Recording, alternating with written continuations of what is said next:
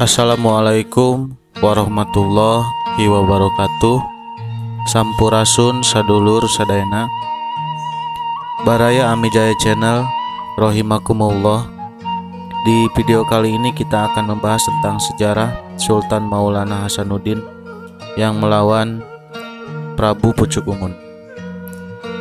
Maulana Hasanuddin atau Pangeran Sabakingking adalah anak dari pernikahan Syarif Hidayatullah dan Nyi Kaung Anten.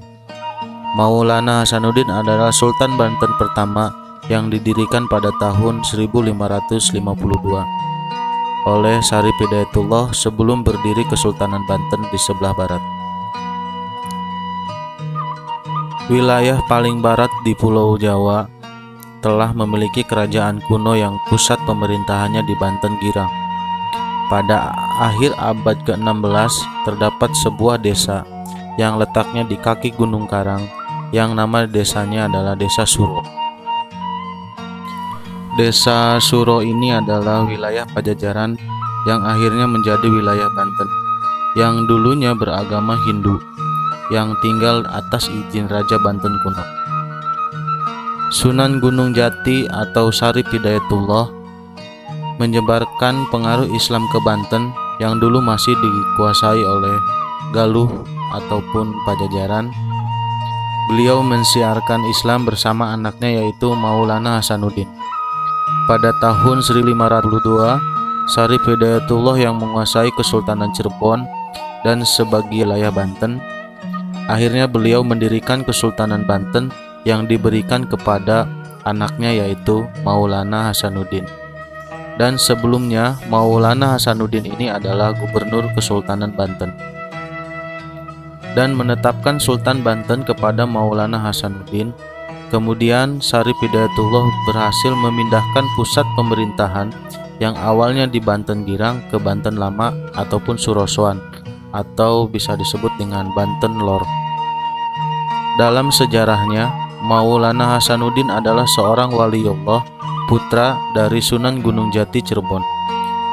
Beliau pertama kali datang ke Banten disuruh oleh ayahandanya untuk menyebarkan Islam di Banten. Maulana Hasanuddin ini hanya sendiri berangkat ke Banten dari Cirebon yang awalnya beliau singgah di Gunung Munara Bogor selama 14 hari. Dari sini beliau melakukan perjalanan ke arah barat Pulau Sari Pandeglang. Dan di Pulau Sari ini sampai ke Gunung Karang terdapat kerajaan yang dipimpin yaitu Prabu Ajar Dumas yang dikenal dengan Prabu Pucuk Umun. Sang raja dan rakyatnya adalah penyembah batu, dan Maulana Hasanuddin diarahkan ayahandanya untuk mensiarkan Islam. Dalam sejarah, beliau tidak langsung datang ke Pulau Sari, tapi beliau singgah di Banten Girang di daerah Sungai Dalung Serang yang merupakan pintu gerbang memasuki wilayah kerajaan-kerajaan Kolon Pajajaran. Kedatangan beliau disambut hangat kakak dan adik yang bernama Ki Ajarjong dan Ki Ajarjung. Beliau masuk Islam dan mendapatkan julukan Mas Jong. Dan anak-anak laki dan perempuan, laki-laki dipanggil Dimas dan perempuan dipanggil Nyimas. Dan Agus Jong berikut keturunannya, yang tua dipanggil Ki Agus, yang muda dipanggil Tong, dan perempuan dipanggil Nyi Ayu. Dimas Jong dan Ki Agus Jong adalah sahabat sekaligus murid Maulana Hasanuddin, dan kemudian mereka bertiga mendatangi Prabu Pucuk Umun untuk mengajak memeluk agama Islam. Tapi beliau menolak, tapi malahan menantang Maulana Hasanuddin adu kesaktian di depan ratu-ratu Pajajaran di daerah Tegal Papak Waring Urung. Tapi di sini bukan peperangan yang dimaksud Prabu Pucuk Umun, tapi perang adu ayam. Di sini terjadi beradu ayam antara Prabu Pucuk Umun dan Syekh Maulana Hasanuddin. Langsunglah Prabu Pucuk Umun mengeluarkan ayam jagonya, tapi Syekh Maulana Hasanuddin tidak mempunyai ayam jago. Atas kehendak Allah dan kesaktian Syekh Maulana Hasanuddin, beliau mengambil kepala daun kelapa dan Syekh Maulana Hasanuddin membacakan bismillah dan ayat suci Al-Quran, jadilah kepala daun kelapa ini menjadi ayam jago merah.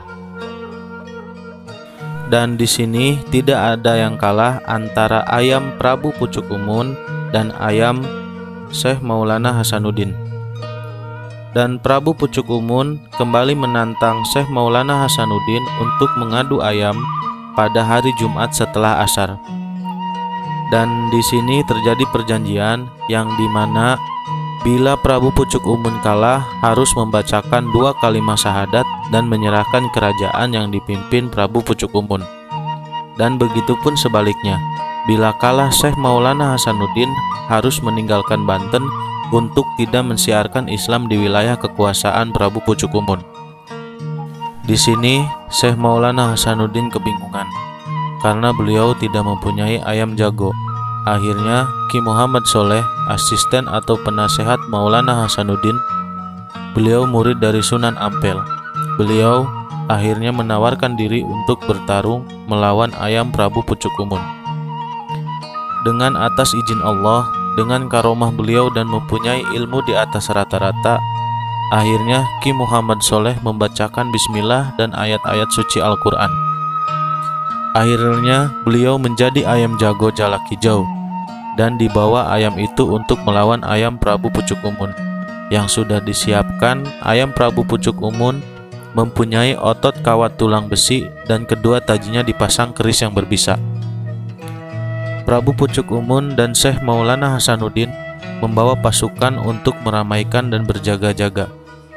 Konon Prabu Pucuk Umun menggunakan pakaian hitam-hitam dan rambut gondrong dan membawa golok dan tombak, dan Prabu Pucuk Umun memilih tempat di tepi utara arena, dan Syekh Maulana Hasanuddin berdiri di sisi selatan arena yang berpakaian jubah dan serta memakai surban putih di kepala, dan beliau membawa keris yang diberikan oleh ayahandanya.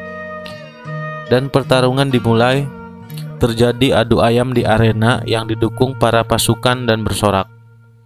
Dan akhirnya ayam Prabu Pucuk Umun jatuh dan mati di tempat dan mengakui kekalahannya.